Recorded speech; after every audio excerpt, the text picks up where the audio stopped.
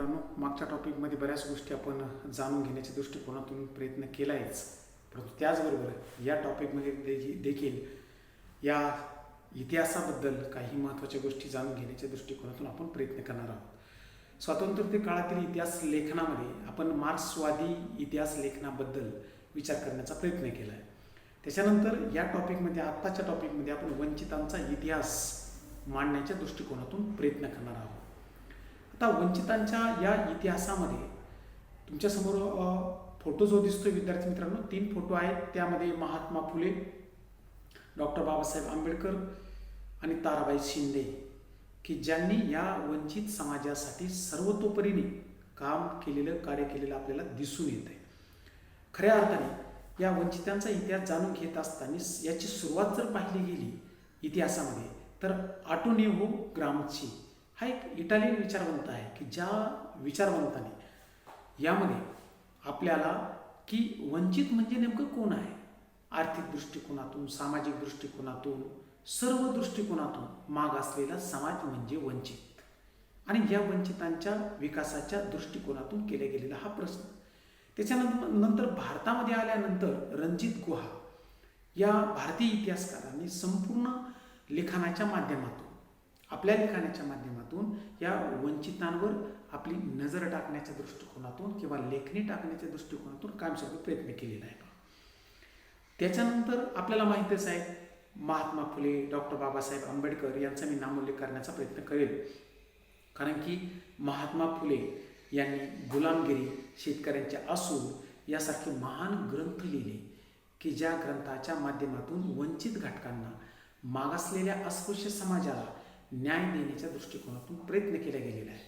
आपल्याला महात्मा फुलेंचा इतिहास आपण ज्या वेळेला जाणून घेतो त्यावेळेला ही गोष्ट निश्चितपणे माहीत आहे, समाजातील स्त्री शिक्षण मिळालं पाहिजे, समाजातील प्रत्येक घटकाला, प्रत्येक स्त्रीला शिक्षण मिळालं पाहिजे, या दृष्टिकोनातून पुणे या ठिकाणी त्यांनी पहिली मुलींसाठी शाळा सुरू केली. त्यांच्या धर्मपत्नीच आपल्याबरोबर घेऊन सहकार्याची भूमिका ठेवून त्यांनी या कार्यास प्रारंभ केलेला आपल्याला दिसून येतोय. म्हणजे तळागाळातला जो वंचित समाज आहे, या समाजाला पुढे कशा पद्धतीने आणलं जावं या दृष्टिकोनातून केले गेलेला हा एक महत्त्वाचा प्रयत्न होता.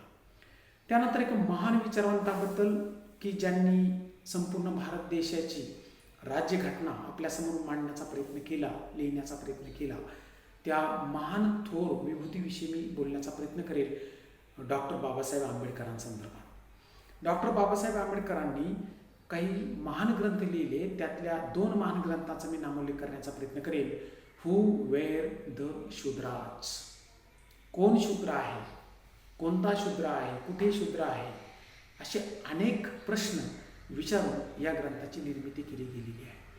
भगवंताने ज्या वेळेला मानवाची निर्मिती केली, तो मनुष्य हा एकच होता, त्यात कुठल्या प्रकारचा बदल नाही. मग कोण शूद्र आहे, कोण अशूद्र आहे, याची तुलना त्या ग्रंथाच्या माध्यमातून समाजासमोर आणण्याचा प्रयत्न त्यांनी केला आणि न्याय करण्याचा प्रयत्न केला गेला. दुसरा एक महान ग्रंथ लिहिला, द अनटचेबल, समाजाने वाळीत टाकलेल्या घटकांना वर काढण्याच्या दृष्टिकोनातून, ज्याला वंचित समजलं गेलेलं होतं, अशा समाजाला वर आणण्याच्या दृष्टिकोनातून त्यांनी प्रयत्न केले गेलेला आपल्याला या ठिकाणी दिसतोय. त्यानंतर एक महान विभूती आपल्यासमोर दिसते, त्यांचं नाव आहे ताराबाई शिंदे. आता ताराबाई शिंदेचा जर इतिहास पाहिला गेला तर 19व्या शतकामध्ये ताराबाई शिंदे यांनी 1882 मध्ये स्त्री पुरुष तुलना नावाचा एक महत्त्वाचा ग्रंथ लिहिला, की ज्या ग्रंथाच्या माध्यमातून की समाजावर असणारे एक पुरुष प्रधान संस्कृती, समाजावर असणारे एक वर्चस्व, त्याची धुळधाण करण्याच्या दृष्टिकोनातून कायमस्वरूपी प्रयत्न केले गेलेले आहे. त्यांच्या बरोबरीने पंडिता रमाबाई यांनी देखील 1888 मध्ये the high caste Hindu women's नावाचा एक ग्रंथ लिहिला, की ज्या ग्रंथामधून स्त्रियांना एक चांगल्या पद्धतीने स्वातंत्र्य देता येईल का, किंवा त्यांना मान सन्मान करता येईल का, या दृष्टिकोनातून त्यांनी हा प्रयत्न केलेला दिसतो. मीरा कुसुमींचा देखील मी नामोल्लेख करण्याचा प्रयत्न करेन. यांनी crossing thresholds, feminist essays in social history नावाचा ग्रंथ लिहिला. स्त्रियांसंदर्भात संपूर्णपणे गोष्टी मांडण्याचा किंवा कायदे मांडण्याचा प्रयत्न केला गेला. त्यानंतर शर्मिला रेगे यांचा मी नामोल्लेख करेन, की रायटिंग कास्ट नावाचा त्यांनी एक जगप्रसिद्ध ग्रंथ लिहिला, भारतामध्ये देखील प्रसिद्ध आहेच, पण स्त्रियांसंदर्भात असलेले कायदे, त्यावर केली गेलेली कारवाई, या सर्व बाबींची चर्चा त्यामध्ये करण्यात आलेली आहे. रायटिंग जेंडर नावाचा हा एक ग्रंथ लिहिले गेलेला आहे. त्यामध्ये रीडिंग दलित वुमेन्स टेस्टिमोनीज हे ग्रंथाचं नाव आहे, की ज्या ग्रंथाच्या माध्यमातून स्त्रीमुक्ती कशी करता येईल असा प्रश्न त्यांनी कायमस्वरूपी टाकण्याचा प्रयत्न केला गेलेला आहे. या सर्व बाबींची चर्चा केल्यानंतर आपण काही गोष्टी या ठिकाणी तुम्हाला माहीत आहे का यातून जाणून घेण्याच्या दृष्टिकोनातून पुढे प्रयत्न करणार आहोत. त्यामध्ये पहिला सर्वात महत्त्वाचा लेख मी तुमच्या समोर ठेवलेला आहे. गोविंद सखाराम देसाई यांनी मराठी रियासत प्रकाशित करून मराठी इतिहास लेखनामध्ये किंवा इतिहास क्षेत्रामध्ये एक मोठी कामगिरी केलेली आपल्याला दिसून येते. त्यांचे हे कार्य इतके लोकप्रिय झाले की समाजामध्ये त्यांना रियासतकार या नावाने ओळखले जाऊ लागलेले, आणि रियासतकार हे आपल्या महाराष्ट्राच्या आणि भारताच्या इतिहासाच्या दृष्टिकोनातून अत्यंत महत्त्वाचे ठरले गेलेले आहे. त्यानंतर पुढचा एक लेख मी तुमच्यासमोर ठेवणार आहे. इतिहास संशोधन कार्यासाठी विका राजवाडे यांनी पुण्यामध्ये 7 जुलै 1910 रोजी भारत इतिहास संशोधन मंडळाची स्थापना केली गेली. कारण की विका राजवाडे यांना कायमस्वरूपी वाटत होतं मी आहे तोपर्यंत हे सर्व चालणार आहे, पण माझ्यानंतर देखील या गोष्टी चालाव्यात या दृष्टिकोनातून प्रयत्न केला गेला आणि एका संशोधन मंडळाची त्यांनी स्थापना केलेली आपल्याला इथे दिसते.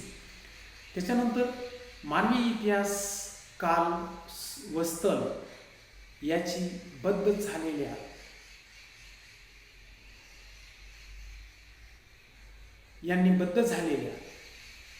जीवन पद्धतीला त्यांनी समाजासमोर आपल्यासमोर आणण्याच्या दृष्टिकोनातून प्रयत्न केले गेलेला आहे.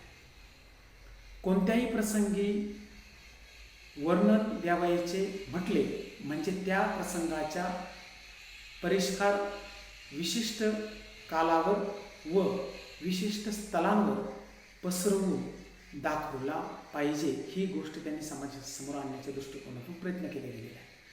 आणि म्हणूनच विद्यार्थी मित्रांनो, या लेखाच्या माध्यमातून अनेक गोष्टी आपल्याला दिसतात, शिकता येतात, पाहता येतात.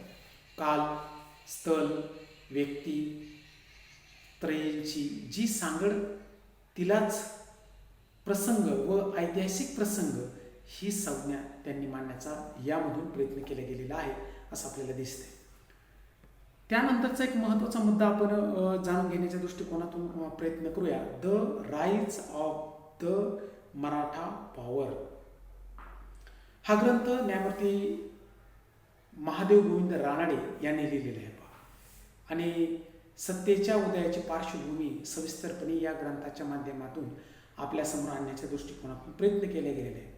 त्यामध्ये सामाजिक, सांस्कृतिक, धार्मिक क्षेत्रातील विविध तयारी करण्यामध्ये महाराष्ट्राला त्यांनी कायमस्वरूपी प्रेरणा दिली गेलेली आहे. आणि यातूनच पुढे अनेक गोष्टी आपल्याला या इतिहासाच्या माध्यमातून पाहता येतात किंवा शिकता येतात.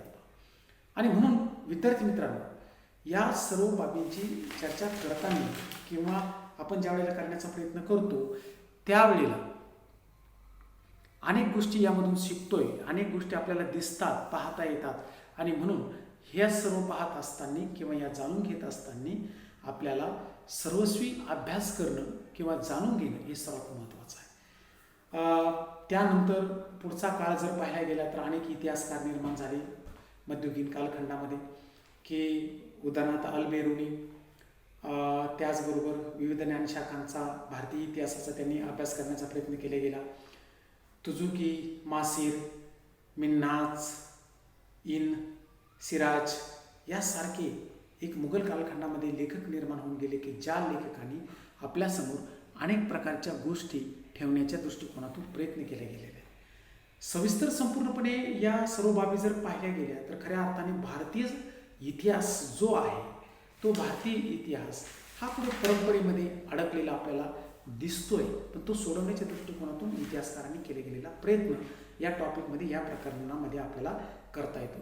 अशा पद्धतीने एकंदरीत सविस्तर या प्रकरणाचा अभ्यास केल्यानंतर अभ्यास झाल्यानंतर एक गोष्ट निश्चितपणे जाणवते की त्याचा परिपूर्णपणे तुम्ही सर्व विद्यार्थ्यांनी घरी राहून व्यवस्थितपणे अभ्यास केला पाहिजे आणि तो करणं आवश्यक आहे. याच ठिकाणी आपण थांबूया. या प्रकरणाचा या ठिकाणी शेवट होतोय आणि पुन्हा पुढच्या प्रकरणामध्ये निश्चितपणे आपण भेटण्याचा प्रयत्न करणार आहोत. धन्यवाद.